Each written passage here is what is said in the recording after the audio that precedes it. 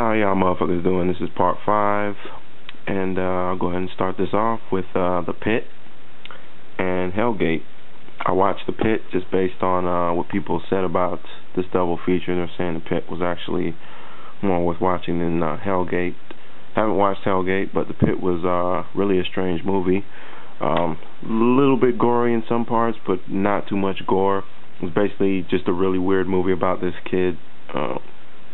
He doesn't have any friends. He gets shit from everybody, from the little girl that lives next to him to like old ladies in wheelchairs. Everybody shits on him, basically.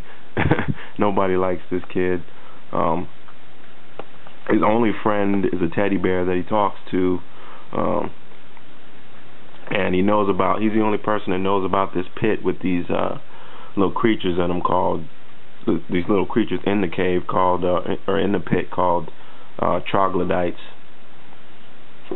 And the troglodytes actually eat meat. They eat people. So pretty much all the people that have mistreated him, he throws in there, basically, and that's the movie. There's more to it than that. He's got like kind of an obsession with his babysitter, I guess, or the person that's watching him while his parents are visiting Seattle. But yeah, really a strange movie. I really liked it. The ending was pretty interesting too, kind of funny, kind of surprising, but at the same time, you can kind of see what was going to happen.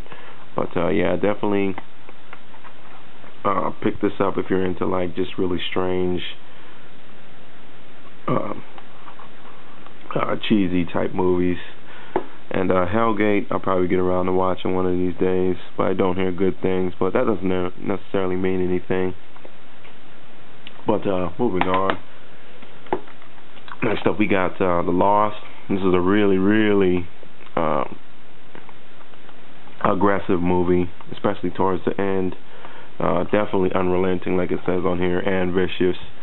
Jack Ketchum's The Lost, based on a novel and actually based on a true story about this guy named Ray Pye.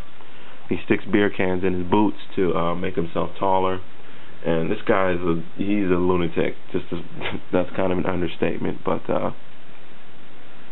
he goes around with his girlfriend and his friend, just doing random bullshit. And he eventually, he's the type of guy that'll, mess around on his girlfriend on the side. There's an event that happens in the beginning that leads him to be investigated later on. I won't give that away, obviously, but it's kind of a big event. And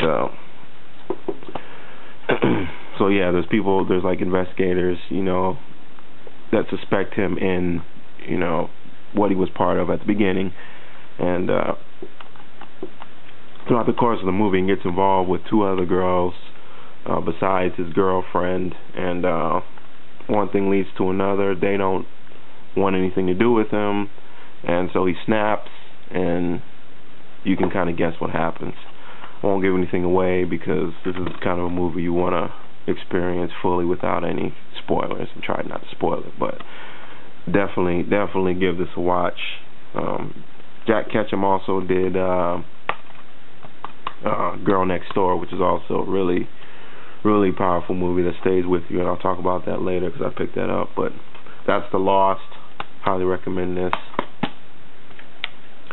And this is Dario Argento's Four Flies on Grey Velvet, Giallo. Apparently it was like a lost movie. Wasn't even available on any format until recently.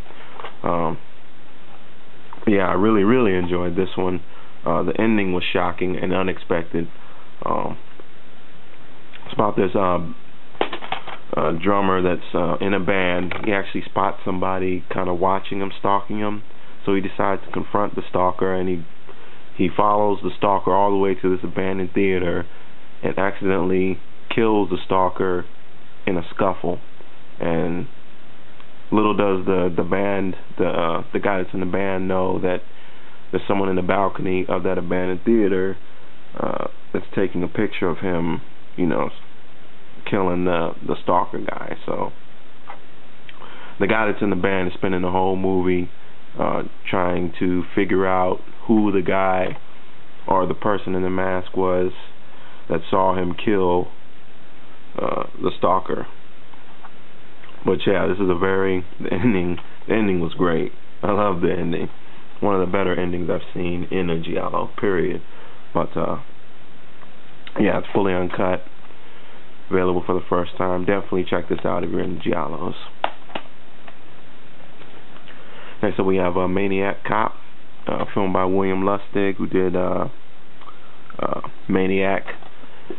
I enjoyed this movie, just not as much as I thought I would. Basically about this rogue cop that gets thrown in jail just because he goes overboard with his duties as a cop. In prison, of course, the prisoners kind of have their way with him, slice him up, and he gets out and just starts catching wreck on people and becomes a maniac cop. Starring Tom Atkins, Bruce Campbell, Richard Roundtree also makes an appearance. Well, definitely, this is worth watching if you just want like kind of a cheesy like slasher type movie, I guess. It wasn't as humorous as I figured it would be, but it's still a very good movie that most people should check out. Most people already know about it.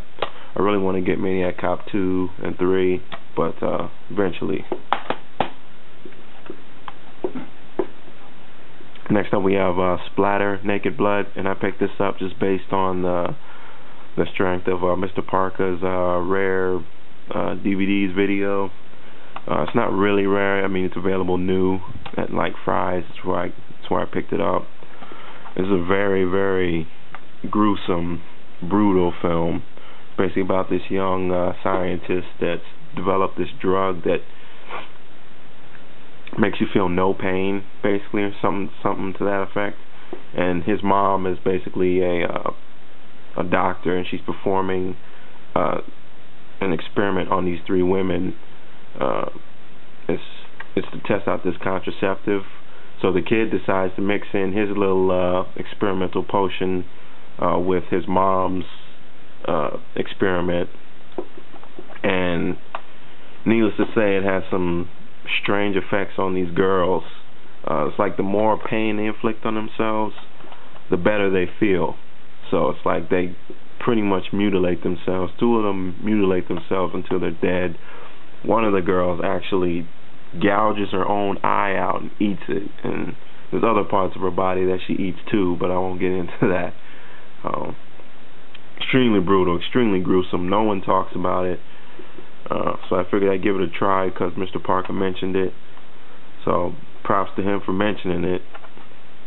And yeah, definitely recommend it if you're a fan of like Asian horror films and just really nasty, fucked up, mind-blowing shit. Definitely check this out. And this is Night of the Demons. Everyone knows about this, starring Linnea Quigley. And it's about these kids that go to this abandoned funeral home and decide to have a party, and they get possessed by the spirit of demons. Don't really need to go into it. Most people know about it, obviously. Night of the Demons. And next up we have Bloody Birthday. This is an underrated like slasher type film about these 3 kids that are, I guess they're all born on the same day, so they feel like that gives them the right to go around and just killing motherfuckers, you know what I'm saying? But yeah, it's basically what it's about. They just go around owning people, and naturally they don't get caught because no one's going to suspect little kids, so they just do whatever they want. Yeah, this is along the same lines as some other like Killer Kid movies, like The Children and Children of the Corn. Not really the same, but you know what I mean. But yeah, these little motherfuckers needed their ass kicked. I'm not promoting child abuse. I'm just saying the kids in this movie were sick. But and the ending was actually pretty shocking and pretty disturbing. But at the same time, you can kind of see it coming. But yeah, definitely check this out. I'm going to stop the update here, and I just wanted to throw in some random stuff for shits and giggles. I favorited a video on my page called Run DMC performing Sucker MCs live in 1984, and there's an actor, I think, in it that I didn't expect to be in it. Kind of threw me off watching it, and he was in Buffalo 66 and Freeway 2, Confessions of a Trick Baby. I think it's that actor, but I'm not sure. If it is, I don't know. It just really threw me off, the fact that he's in it. So, I mean, if you guys want to check that video out, let me know what you think. But I don't know. It just really threw me off. Anyway, just stay tuned for part 6 of the horror DVD update. And to let y'all know, this ain't going to be over anytime soon. So, peace. Give me the gap, I can smoke this motherfucker.